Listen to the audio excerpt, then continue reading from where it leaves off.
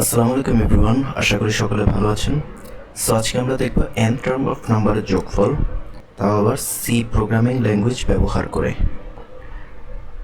So n term of নাম্বারের যোগফল মানে লাইক আমি কোনো একটা নাম্বার দিব এবং ওই নাম্বার সহ এর আগ পর্যন্ত যত নাম্বার আছে তার যোগফল আমাকে ক্যালকুলেট করে দিবে।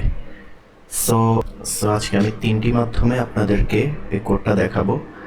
প্রথমটি হলো ম্যাথমেটিক্যালি ফর্মুলা ইউজ করে, সেকেন্ডটি হলো লুপের মাধ্যমে এবং থার্ডটি হলো ফাংশন ব্যবহার করে।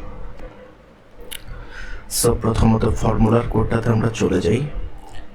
সো আমরা বেসিক্যালি জানি কি n টার্ম অফ নাম্বারের যোগফলের সূত্র আমরা জানি n into n plus 1/2। So দেখুন আমি এই ফর্মুলাটা এই কোডে কীভাবে ইউজ করেছি। ফার্স্টে আমি ইনক্লুড studio.h নিয়েছি, দেন মেইনের মাধ্যমে আমি একটা ভেরিয়েবল ইন্টিজার ভেরিয়েবল নিয়েছি n, দেন আমি এনটা স্ক্যান করেছি, দেন ইন্টিজার সাম যেখানে আমার সাম কাউন্ট হবে equal to n into n plus 1, then পুরোটাকে হোল ব্র্যাকেট ডিভাইডেড বাই 2। সিতে এভাবে লিখতে হয়। সো দেন আমি সামটা প্রিন্ট করব। সো প্রিন্ট করলাম লাইক আমি 5 পর্যন্ত সামের আমি 5 টার্ম পর্যন্ত সাম চাচ্ছি, দেন 5 টার্মের সাম হচ্ছে আমার 15। কীভাবে? যেমন 1 প্লাস 2 প্লাস 3 প্লাস 4 প্লাস 5, এই পাঁচটা সংখ্যাকে আমার যোগ করলে অ্যান্সার আসে 15। সো নাও আমি সেকেন্ড কোডটাতে চলে যাই। সেকেন্ডটা আমার কি লুপের মাধ্যমে। সো লুপের মাধ্যমে আগেটার মতো আমি সেম একটা n ভেরিয়েবল নিয়েছি এবং স্ক্যানএফ ইউজ করেছি, দেন এখানে আমি সাম ইকুয়াল টু 0 ধরেছি। এখানে আপনাদের সাম ইকুয়াল টু 0 ধরতে হবে কেন? দেন আপনারা যদি শুধু সাম দেন তাহলে সামটা আমার একটা গার্বেজ ভ্যালু ধরে নিবে। সো গার্বেজ ভ্যালু ধরলে তো আমার ফলাফলটা সঠিক নাও আসতে পারে। সো এখানে আমি একটা ফর লুপ ইউজ করেছি, for integer i equal to 1, অর্থাৎ আমার i থেকে ইটারেশন শুরু হবে এবং i less than equal n পর্যন্ত চলবে। দেন i প্লাস প্লাস অর্থাৎ একটা করে আমার কাউন্ট করবে, then sum equal to sum plus i, অর্থাৎ সাম যত হবে অর্থাৎ ইটারেশন যত হবে তার সাথে আমার পূর্ববর্তী সামটা অ্যাড হবে, দেন আমি সামের নিউ ভ্যালুটা পাবো। সো আমি সামের ভ্যালুটা এখানে প্রিন্ট করব। সো এখানে আমি প্রোগ্রামটা রান করলাম, লাইক আমি 6 পর্যন্ত চাচ্ছি সাম। আপনারা দেখতে পাচ্ছেন 6 পর্যন্ত সাম আমার কি আসছে 21। সো এখন আমরা ফাংশনের মাধ্যমে কোডটি দেখব। সো এখানে আমি বেসিক্যালি দুইভাবে করেছি, যেমন আমি ফর্মুলাটাও ফাংশনে এনেছি এবং লুপেরটাও ফাংশনে এনেছি। সো আমরা ফার্স্টে লুপেরটা দেখি।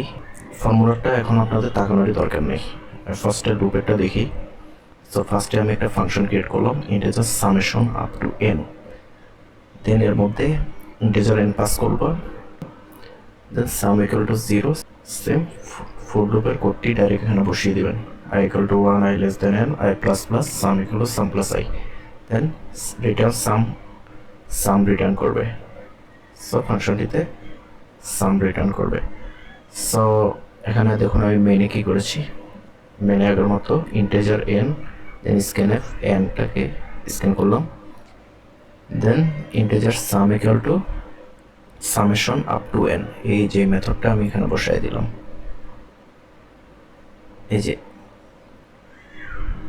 এই যে ফাংশনটা আমি এখানে বসাই দিলাম, integer sum equal to summation up to n, অর্থাৎ যেটা রিটার্ন করবে সেটা আমার এই সামে যাবে।